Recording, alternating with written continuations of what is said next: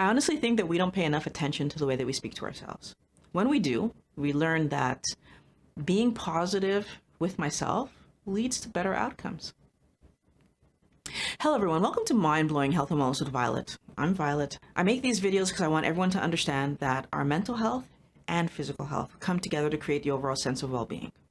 If you like this kind of video, please consider subscribing. When we're talking to ourselves about food, we have options. One of the mistakes that I see people making when they're trying to decide what they're going to eat is they'll say things to themselves like, I can't have that for dessert. That's too fattening. I won't be able to.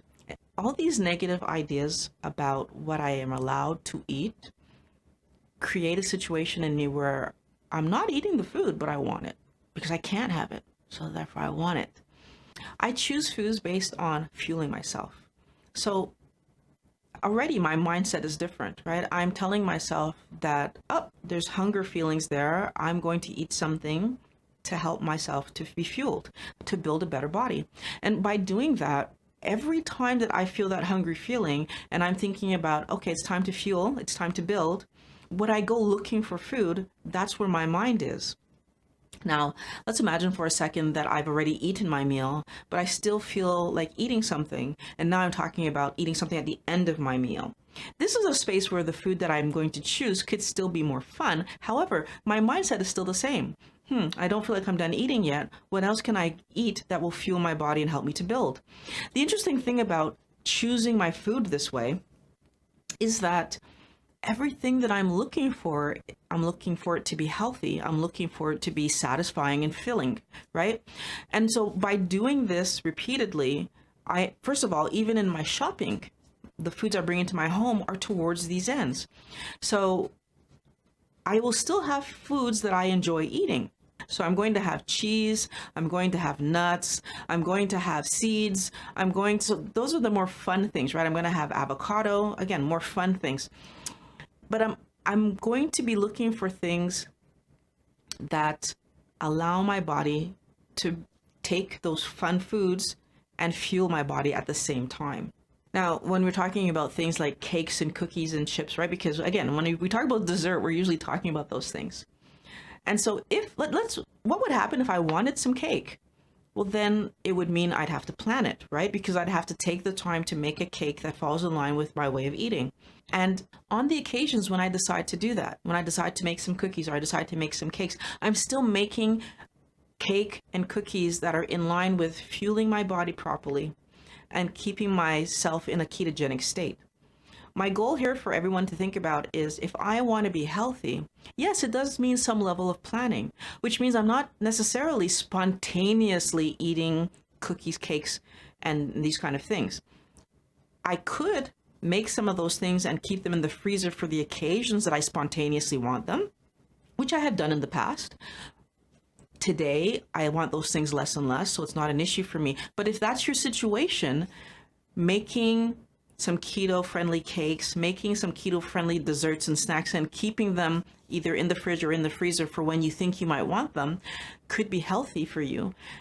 What's more important is rather than saying, I can't have it, which is going to lead you to really want it and possibly go off plan for eating the things that you know you can have. So put it in your mind that when I feel hungry, I'm looking for healthy foods. Put in your mind that when you feel hungry, that's about fuel, right? And that even if I'm hungry and I want cookies, that I would always eat food first and then have that cookie at the end of my meal. These are all things that you can do to help yourself to stay healthy and also keep your mindset positive, because I'm going to eat my meal and then have dessert rather than have a snack, which I know will spike my insulin because I'll still end up having to have a meal. Many times I hear people talk about not being able to go to restaurants. Oh, I can't go to a restaurant because they're not going to have what I want to eat. Again, there's ways to plan to go to a restaurant. When I tell myself I'm going to a restaurant, then my second thought is what on the menu will be in line with my ketogenic lifestyle. I want to be clear about something. When I go to a restaurant, looking for something on the menu that I can eat that allows me to stay in ketosis. If that means ordering a part of this meal and a part of this meal and putting that together, I will tell the restaurant to do that. That could mean that I have an upcharge. Okay, but I'm willing to do that because my health is more important than causing the restaurant to do a bit of work. I'm encouraging everyone to do this. If you are going to a restaurant, rather than order a pre-prepared meal that has things on the plate that you will be tempted to eat that are not on your ketogenic lifestyle, order the meal to suit the way that you want to eat. It's your meal. You're the one that's going to eat it. Let it be what you want. The positive there is that you're sitting down to a meal that you're very likely going to enjoy with the least amount of temptation. Now, here's the other piece of the puzzle. We can't control everything. We're not going to be able to control the salad dressing oil that they used, or the salad, or the oil that they cook the meat in, or so every time you go to a restaurant, there is a bit of a chance you're taking that you're ingesting something that's not in line with your lifestyle. What I would say to that is that that's a reason to either A, investigate the restaurant a bit more, because there are some restaurants that use really good quality ingredients, but also B, it might be a reason that we decide, again, it's a decision, that we might decide to eat home more often and go out more as a treat than as a regular occurrence. For myself, I do know that we tend to go out every second week, right? So that's 13 meals at home and one occasional meal out. So, right. So in a 2-week span of time, I'm really fueling my body well. And if we feel like we need to, we'll even do 3 weeks or 4 weeks. Thinking through the process of where your food is coming from, making sure that you're eating the highest possible quality of food that you can, means that you're building the best possible body that you can. I often hear people talk about the fact that they can't go out with family or friends because the food is not in line with their ketogenic lifestyle. And I believe that especially family and friends care enough about you, they're inviting you over because they want to see you, that when you request that certain things be on the menu, they're likely to accommodate. The worst case scenario that you might encounter is that a family member or a friend is not willing to change their menu. In that case, you could bring your own food. So if you bring your own salad and then you can have their meat, or bring your own meal altogether, or you could eat beforehand and just not eat. 9 times out of 10, the family or friends want to see you. It's not about the food. The food they're making, and they don't want to adjust for themselves because that's what they want to eat. Take that with a grain of salt. Most people would adjust or add something or tell you to bring, okay, you bring that part and we'll do this. Most people are going to work with you because they just want to see you, right? This is not about the food. It's about you coming over and us having a good time, a good laugh, making memories. Another thing that I hear people say when they're talking about eating low carb, the issues that they're having is that, well, I can't do that because then I can't lift in the gym. I can't get a good pump in the gym. When you start a low carb lifestyle, there's an adjustment phase for almost everything that's happening in your life. There's adjustment to the food you're eating. There's adjustment to the energy that you have.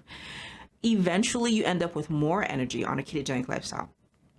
So what happens in that beginning phase when you're adjusting? Yes, you will have a harder time lifting in the gym because you're adjusting and your body doesn't know where to get the energy from. However, once you've adapted, usually people have more energy. It's a matter of allowing your body the chance to make the shift to burning fat for fuel. What I want to point out is if you're able to lift 200 pounds and it takes you about a month or 2 to get back to lifting 200 pounds, is it worth your while when you know that now your metabolic issues are being solved? Even if it took you a year to get back to lifting 200 pounds, knowing that the chance you develop diabetes or any kind of heart issue or Alzheimer's or like that, all those metabolic issues are being taken care of, to go 1 full year to get back to the point where you could lift 200 pounds, I think would be worth it because now I'm lifting back at 200 pounds and I know that my metabolic situation has been resolved. Now, this one's interesting to me because a lot of people will say, well, I couldn't not eat breakfast. I couldn't not eat lunch. I don't know. There's nowhere in a ketogenic lifestyle that it says you have to stop eating breakfast or lunch or like, it's not reality. Most people end up there just because naturally when you're eating a ketogenic lifestyle, so when your carbs are 20 grams or less and your energy is coming from fat, because we have fat on board, we don't get as hungry because even if you have a little moment of hunger, if you're not able to get to the kitchen in time, your body just takes from you. So it's not that you're not eating, you're just eating from the onboard storage. So one of the things I find is interesting is that people think, or they say, like, I can't fast. You don't have to fast to do a ketogenic lifestyle. However, if you'd like to fast, doing a ketogenic lifestyle is a way that you'll be able to fast and have the least amount of discomfort. So rather than talking about not being able to fast, what I focus on is eating when I feel hungry. So, and I did that from the very beginning. It was part of what I understood when I watched Dr. Westman's video, is that we should only eat when we're hungry.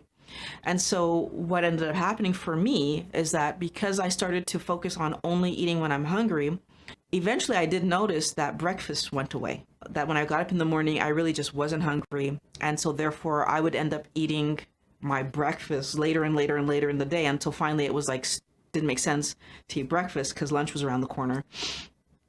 And then eventually my lunch got pushed back and pushed back and pushed back until it didn't make sense to try to eat lunch because supper was around the corner, which brought me now to where I am today, which is one meal a day.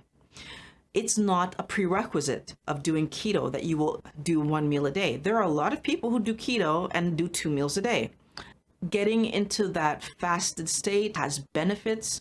We have autophagy, we have apoptosis, and a lot of positive metabolic things that happen when we're able to go 18 hours or more without eating. However, it's not a prerequisite of doing keto. If you would like to get there, the simple way to do that is focus on, I will eat when I'm hungry. Again, a positive thought that I have that allows me to look at doing something positive so that I can feel good about what I'm doing, rather than constantly feeling like I'm not living up to what I'm supposed to be doing. The other thing that I'll talk about that I feel like is really hard for people is the idea that I'm not going to be able to eat bread. I'm not going to be able to eat pasta. I'm not going to be able to have lasagna. I'm not going to be able to have rice. It's kind of like the dessert idea, but it's even bigger because it's every meal that I've ever tried to eat. Like, how will I eat? And what's really interesting to me in that situation is that there's an element of, I want to do a ketogenic lifestyle, but I want it to look like the standard American diet. And if I can't have it look like the standard American diet, then I don't think I can do it. I don't want to do it. It bothers me because a lot of doctors talk about people not being able to do keto because they can't give up. And it's frustrating because it's not about giving anything up. I want people to recognize that it's about fueling yourself. Most of the time, the meat and the fat that we're eating is the most important part of the meal anyway. What we happen to put it on or put it beside is less important. Making a choice to eat a healthy piece of meat or a healthy meal altogether helps us to be healthy. Now, there are ways to recreate pasta, you can spiralize some vegetables. There's ways but is it about recreating them? That's the thing. I'll be very honest with you. When I started this way of eating, I did recreate a lot of things because my brain was there. And at some point I recognized that the work that it took to recreate these meals, so making a keto pizza, making a keto version of a hamburger, I have to make that bread, right? Like all of these things, if I want to recreate them, well, it's a bit easier now because I can eat a keto burger that it has lettuce for the bun instead of bread, right? It doesn't taste quite the same, but it's good. The thing is that if I really want that bread, I have to go through the work of making the bread. We can't just go to the store and buy these things, and it's okay because it's not a standard American diet. It's not a standard Canadian diet. I'm living a ketogenic lifestyle. What I can go to the store and buy is healthy meat, healthy vegetables, and create something healthy for myself that doesn't look like the standard American diet because that's the diet that made me fat. Why am I trying to recreate the diet that made me fat, right? So let's not do that. Let's eat a healthy diet that helps me to feel good, that helps me to have something on my plate that tastes good, and then I move forward from there. Putting my mind in the right mindset where I'm doing what I want, I'm trying to achieve something rather than trying to avoid something, helps my overall idea about the diet I'm doing be positive. That allows me that possibility that I could do this diet forever. Because if I want to eat a little something after supper and I have choices that are in line with me having a healthy life, I'll do that. It's really about changing the mindset that we have. So the way that we look at food and making sure that we're looking at food for what it's supposed to be, a fuel source that allows us to build a healthy body rather than a stumbling block that we need to get around so that we can be skinny. First of all, I want to thank my wellness warriors for coming by. As usual, I'm so happy to talk to you guys. Everyone else, please subscribe. You made it to the end of the video. That tells me you like the content. And speaking of liking the content, if you'd like to contribute to the production of future videos, you can go to Patreon/Violet Rivera, where you see all the information.